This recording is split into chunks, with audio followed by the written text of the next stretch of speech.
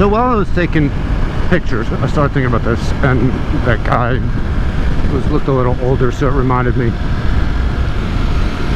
I'm 50 years old. I'll be 51 later this year. And I grew up riding sport bikes. I didn't really grow up riding sport bikes. I started when I was about 18, riding motorcycles, and then sport bikes around 21 or so. So I rode sport bikes most of my life. And then a couple years back, I decided, sport bikes are too much for me. My reflexes are going. I've done a lot of stupid stuff with sport bikes, so I need to switch to a Harley. So I got a street bob that was all customed out. 16-inch, 14-inch bars, I can't remember, exhaust, the works. And then I went from that to a street glide special, because I thought, oh, touring, I'll do long distance riding. That, I hated those bikes. Out of all the bikes I've ever had, I couldn't stand those motorcycles. There's nothing against them. I love the sound. I love the feel of riding them. There's nothing wrong with the motorcycles per se. I will say that, hold on.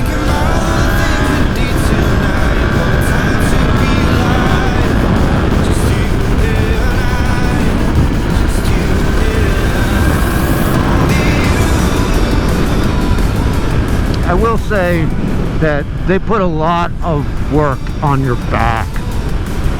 You're not, since you're sitting straight up, your back works as the shock absorber, and it eats up all the road, goes right through your back. My back isn't great after all these years, so my knees are better. Every once in a while I have a torn meniscus in each knee, and it folds over, so every once in a while my knees get real bad, but as a whole my knees are fine, but my back is total shit. I live with perpetual back pain. So Harleys are awful for me when it comes to that. They really are. Oh, I guess these lights aren't working today. They really are. So I hated riding. I think I put 1,500 miles on it in 2 years of ownership on my street glide. It's also a 900-pound motorcycle. And that's not fun moving around, and you can't really, for me the fun is not just putting it in gear and going straight. For me the fun is playing, acceleration, braking, corners, that type of stuff. That's the fun stuff for me. So I said I want to get back into a sport bike, so I bought a used sport bike, and the stretch was real bad.